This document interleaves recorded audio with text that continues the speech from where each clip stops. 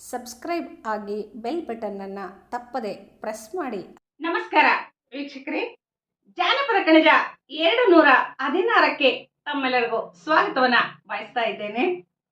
ತೋಟಕ್ಕೋದ್ ನನ್ನ ತಮ್ಮ ಊಟಕ್ಕ ಬರಲಿಲ್ಲ, ತೋಟಕ್ಕೋದ್ ನನ್ನ ತಮ್ಮ ಊಟಕ್ಕ ಬರಲಿಲ್ಲ, ತೋಟದ ಹೂವ ತಲೆ ತುಂಬ, ತೋಟದ ಹೂವ ತಲೆ ತುಂಬ ಮುಡಕೊಂಡು ಊಟದಂಬಲವ ಮರೆತಾನ, ತೋಟದ ಹೂವ ತಲೆ ತುಂಬ ಮುಡಕೊಂಡು ಊಟದಂಬಲವ ಮರೆತಾನ. ಇಲ್ಲಿ ಜಾನಪದ ಗರತಿ ಏನು ಹೇಳಬೇಕು ಅದನ್ನ ಒಂದು ರೀತಿ ಉಪಮೇಯ ರೂಪಕಗಳನ್ನ ಬಳಸಿ ಹೇಳಿರುವಂತಹದ್ದನ್ನ ಈ ತ್ರಿಪದಿಯಲ್ಲಿ ನೋಡ್ತೇವೆ.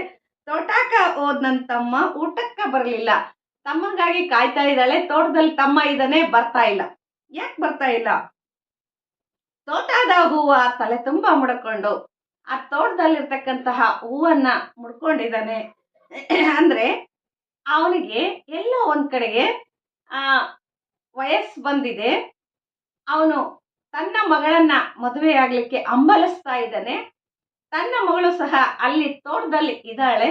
ಅದಕ್ಕೋಸ್ಕರ ಅವನು ಬರ್ತಾ ಇಲ್ಲ ಊಟಕ್ಕೆ. ಊಟವನ್ನೇ ಮರ್ತ ಅಲ್ಲಿದ್ದಾನೆ.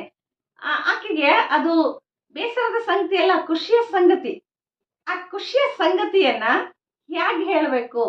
ಆ ಉಪಮೇಯ ರೂಪಕಗಳನ್ನ ಬಳಸಿ ಹೇಳಿರುವಂತಹದ್ದು ನೋಡಿದ್ರೆ ಎಷ್ಟು ಮಾರ್ಮಿಕವಾಗಿ ತನ್ನ ಒಂದು ಒಡಲಾಳದ ಖುಷಿಯನ್ನ ತಿಳಿಸ್ತಾ ಇದ್ದಾಳೆ ಅನ್ನುವಂಥದ್ದು ಈ ತ್ರಿಪದಿ ಹೇಳಿಕೊಡ್ತದೆ. ತೋಟಕ್ಕೆ ಹೋತಮ್ಮ ಊಟಕ್ಕ ಬರಲಿಲ್ಲ. ಊಟಕ್ಕೆ ಯಾಕೆ ಬರಲಿಲ್ಲ ಅವನು? ತೋಟದ ಹೂವ ತಲೆ ತುಂಬಾ ಮುಡ್ಕೊಂಡು. ಅಂದ್ರೆ ಅಲ್ಲೇನು ಒಂದು ಶುಭ ಸೂಚನೆ. ಅದು ಆ ಶುಭ ಸೂಚನೆಯನ್ನು ಹೇಳ್ತಾ ಇದೆ. ಊಟದಂಬಲವ ಮರೆತಾನ. ಇನ್ನು ಮುಂದೆ ಹೇಳ್ತಾಳ. ಇದು ಯಾಕಂತೇಳಿ ಈ ತ್ರಿಪದಿಯನ್ನ ನೋಡಿದಾಗ, ಮುಂದಿನ ಒಂದು ಸಾಲುಗಳನ್ನ ನೋಡಿದಾಗ ನಮಗೆ ಗೊತ್ತಾಗ್ತದೆ. ತಾಟಾಗಿತ್ತಿ ಹೆಣ್ಣೆ ತೋಟಕ್ಕೆ ಹೋಗದಿರಿ. ಮಗಳಿಗೆ ಹೇಳ್ತಾ ಇದ್ದಾಳೆ ಜಾನಪದ ಗರ್ತಿ. ತಾಟಾಗಿತ್ತಿ ಹೆಣ್ಣೆ ತೋಟಕ್ಕೆ ಹೋಗದಿರಿ, ತೋಟದಲ್ಲವನೇ ಕರಿಚಿಲುವ, ತೋಟದಲ್ಲವನೇ ಕರಿಚಲುವ ತಮ್ಮಯ್ಯ ಆಟಿಕೆ ಮುಂದೆಲೆಯ ಹಿಡಿದಾನು, ತೋಟದಲ್ಲವನೇ ಕರಿಚಲುವ ತಮ್ಮಯ್ಯ ಆಟಿಕೆ ಮುಂದೆಲೆ ಹಿಡಿದಾನು. ಮಗಳಿಗೆ ಹೇಳ್ತಾ ಇದ್ದಾಳೆ, ಅಲ್ಲಿ ನಿನ್ನ ಮಾವ ಇದ್ದಾನೆ, ನೀನ್ ತೋಟಕ್ಕೆ ಹೋಗ್ಬೇಡ. ಅವನು ಕರಿಚೆಲುವ. ಅದರಲ್ಲಿ ತಮ್ಮನ ಒಂದು ಬಟ್ಟವನ್ನ ಸಹ ಅದರ ಶ್ರೇಷ್ಠತೆಯನ್ನ ಹೇಳ್ತಾ ಇದ್ದಾಳೆ. ಆಕೆಗೆ ಯಾವ ಮುಜುಗರ ಇಲ್ಲ. ಕರಿಚೆಲುವ ತಮ್ಮನನ್ನ ಕರಿಚೆಲುವ ಅಂತ ಕರಿತಾಳೆ. ಅಂದ್ರೆ ಅಲ್ಲಿ ಆ ಬಣ್ಣಕ್ಕೆ ಯಾವತ್ತು ಜನಪದರು ಹೊರಗಿನ ಬಾಹ್ಯ ಸೌಂದರ್ಯಕ್ಕೆ ಅವರು ಯಾವತ್ತೂ ಬೆಲೆ ಕೊಟ್ಟಿಲ್ಲ. ಅವರಿಗೆ ಮೈ ಮುರಿದು ದುಡಿತಕ್ಕಂತಹ ಕೃಷಿ ಕೆಲಸದಲ್ಲಿ ಹೆಗಲು ಕೊಟ್ಟು ಹೆಗಲಿಗೆ ಹೆಗಲಾಗಿ ಶ್ರಮವಹಿಸಿ ಕೆಲಸ ಮಾಡ್ತಕ್ಕಂತಹ ಒಂದು ದೇಹದಾಢ್ಯತೆ ಮುಖ್ಯನೇ ಹೊರತು ಬಾಹ್ಯ ಸೌಂದರ್ಯವನ್ನ ಇವತ್ತು ಜನಪದರು ಅದನ್ನ ಲೆಕ್ಕಕ್ಕೆ ತಗೊಂಡ್ಲಿಲ್ಲ. ಅವ್ರಿಗಂತ ವಿಚಾರಗಳೆಲ್ಲವೂ ಗೌಣ.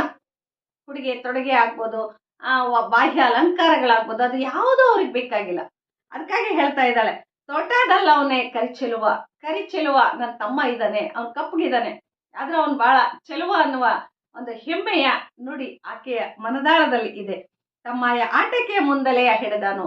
ನಿನ್ ತರಲೆ ಮಾಡ್ತಾನೆ, ಮುಂದಲೆಯನ್ನ ಹೇಳ್ಬೋದು ಅಂದ್ರೆ ಕುಚೇಷ್ಟೆಯನ್ನ ಮಾಡ್ತಾನೆ. ಆಕೆಗೂ ಅದು ಬೇಕು. ತಮ್ಮನನ್ನ ಅಳಿಯನನ್ನಾಗಿ ಮಾಡ್ಕೊಡೋದು, ಮಗಳನ್ನ ಕೊಡ್ತಕ್ಕಂಥದ್ದು, ಇವೆಲ್ಲ ಜನಪದ ಸಮುದಾಯದಲ್ಲಿ ಒಂದು ಕುಟುಂಬದಿಂದ ಇನ್ನೊಂದು ಕುಟುಂಬಕ್ಕೆ ಪರಸ್ಪರ ಕರುಳ ಬಳ್ಳಿಯ ಒಂದು ಬಾಂಧವ್ಯಗಳು, ಸಂಬಂಧಗಳು ಗಟ್ಟಿಯಾಗಿ ನಿಲ್ಲಲಿಕ್ಕೆ ಒಂದು ಭದ್ರ ಬುನಾದಿಯನ್ನ ಹಾಕಿ ಆ ಸಂಬಂಧವನ್ನ ಗಟ್ಟಿಗೊಳಿಸ್ಲಿಕ್ಕೆ ಒಂದು ತಂತ್ರಗಳು, ಉಪಾಯಗಳು ಅಂತ ಹೇಳಿ ಕರ್ಕೊಂಡ್ರೆ ತಪ್ಪಾಗ್ಲಿಕ್ಕಿಲ್ಲ. ಈ ರೀತಿಯ ಒಂದು ಬಾಂಧವ್ಯಗಳ ಕಟ್ಟುವಿಕೆಯಲ್ಲಿ ಎಲ್ಲ ಒಂದ್ ಕಡೆಗೆ ಆತ್ಮಸ್ಥೈರ್ಯ ಇರ್ತದೆ. ಬದುಕನ್ನ ಕಷ್ಟ ಕಾಲದಲ್ಲಿ ಎದುರಿಸಲಿಕ್ಕೆ ಒಂದು ಕುಟುಂಬ ಮತ್ತೊಂದು ಕುಟುಂಬಕ್ಕೆ ಸಹಾಯ ಆಗ್ತದೆ. ತವರವರು ನನ್ನ ಬೆನ್ನಿಗೆ ನಿಲ್ತಾರೆ. ನಾನು ಮಗಳನ್ನ ತಮ್ಮನಿಗೆ ಕೊಡೋದ್ರಿಂದ ಕರಳಬಳ್ಳಿಯ ಸಂಬಂಧದ ಜೊತೆಗೆ ಒಂದು ಜೀವನೋತ್ಸಾಹ ಬರ್ತದೆ.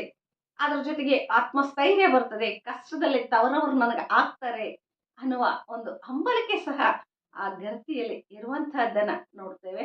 ಈ ತ್ರಿಪದಿಗಳು ಅಂದ್ರೆ ಇಡೀ ಜನಪದರ ಬದುಕಿನ ಒಂದು ಸಂಸ್ಕೃತಿಯನ್ನ, ಅವರಲ್ಲಿ ಇರ್ತಕ್ಕಂತಹ ಪಾರಂಪರಿಕವಾಗಿರ್ತಕ್ಕಂತಹ ಮಾನವ ಸಂಬಂಧಗಳ ಒಂದು ಅನೋನ್ಯತೆಯನ್ನ, ಒಂದು ಬಂಧುತ್ವಕ್ಕೆ ಅವ್ರು ಕೊಡ್ತಕ್ಕಂತಹ ಬೆಲೆ ಏನು, ಗೌರವ ಆದರಗಳೇನು, ಒಂದು ಕೌಟುಂಬಿಕ ವಲಯದಲ್ಲಿ ಒಂದು ಆ, ಸುಂದರವಾಗಿರ್ತಕ್ಕಂತಹ ಸಮೃದ್ಧಿಯಾಗಿರ್ತಕ್ಕಂತಹ ಒಂದು ದಾಂಪತ್ಯ, ಒಂದು ಕುಟುಂಬ ನಿಲ್ಬೇಕು ಅಂದಾಗ ಪರಸ್ಪರ ಮಾನವ ಸಂಬಂಧಗಳಲ್ಲಿ ಗೌರವ ಇರಬೇಕಾಗ್ತದೆ, ಪ್ರೀತಿ ಇರಬೇಕಾಗ್ತದೆ, ಅನೋನ್ಯತೆ ಇರಬೇಕಾಗ್ತದೆ. ಅವೆಲ್ಲ ಇದ್ದಾಗ ಮಾತ್ರ ಒಂದು ಕುಟುಂಬ ಸುಭಿಕ್ಷೆ ಕುಟುಂಬ ಆಗ್ಲಿಕ್ಕೆ ಸಾಧ್ಯ. ಕುಟುಂಬದಲ್ಲಿ ನೆಮ್ಮದಿ ಇದ್ದಾಗ ಮಾತ್ರ ಕೃಷಿ ಕೆಲಸಗಳಾಗ್ಬೋದು, ಸಮಾಜಮುಖಿ ಚಿಂತನೆಗಳ ಎಲ್ಲವೂ ನೆರವೇರ್ಲಿಕ್ಕೆ ಸಾಧ್ಯ. ಎಲ್ಲಾ ಕುಟುಂಬಗಳು ಸಂತೋಷದಿಂದ ಇದ್ದಾಗ ಆ ಗ್ರಾಮ ಸಮೃದ್ಧಿ ಆಗ್ತದೆ. ಎಲ್ಲಾ ಗ್ರಾಮಗಳು ಸಮೃದ್ಧಿಯಾದಾಗ ಇಡೀ ದೇಶ ಸಮೃದ್ಧಿ ಆಗ್ತದೆ. ಈ ತರದ ಸಿದ್ಧಾಂತಗಳೆಲ್ಲವೂ ಸಹ ನಮ್ಮ ಜಾನಪದ ಒಂದು ಬದುಕಲ್ಲಿ ಮೇಳೈಸಿತ್ತು. ಅಂತಹ ಸುಳಿವುಗಳನ್ನ ಎಲ್ಲೋ ಒಂದ್ ಕಡೆಗೆ ಸೂಕ್ಷ್ಮವಾಗಿ ಈ ತ್ರಿಪದಿಗಳು ಕಟ್ಟಿಕೊಡ್ತವೆ. ಇಂತಹ ತ್ರಿಪದಿಗಳನ್ನ ಇಟ್ಕೊಂಡು ನಾವು ಜಾನಪದ ಸಂಸ್ಕೃತಿಯ ಒಂದು ಮೂಲ ಏನಿತ್ತು, ಅಲ್ಲಿರ್ತಕ್ಕಂತಹ ಒಂದು ಕಟ್ಟುಪಾಡುಗಳೇನು, ಸಂಸ್ಕೃತಿಯ ಹಿನ್ನೆಲೆಯಲ್ಲಿ ಯಾವ ರೀತಿಯ ಸುಖಿ ಆಶಯಗಳನ್ನ ಹೊಂದಿರತಕ್ಕಂತಹ ಒಂದು ಮೌಲ್ಯಗಳು ಇದು ಅನ್ನುವಂಥದ್ದನ್ನ ನಾವು ಇವತ್ತು ಆಧುನಿಕ ಕಾಲಘಟ್ಟದಲ್ಲಿ ನಿಂತು ನೋಡಿ ತೌಲನಿಕವಾಗಿ ಅದನ್ನ ನಾವು ಯೋಚಿಸಿದಾಗ ನಮ್ಗೆ ಅಲ್ಲಿರ್ತಕ್ಕಂತಹ ಮೌಲ್ಯಗಳ ಅರ್ಥ ಸಿಗ್ತದೆ. ಇವತ್ತಿನ ಬದುಕಿಗೆ ಮಾರ್ಗಸೂಚಿ ಸಹ ಆಗ್ತದೆ ಅಂತಕ್ಕಂತಹ ಮಾತನ್ನ ಹೇಳ್ತಾ ಧನ್ಯವಾದಗಳು.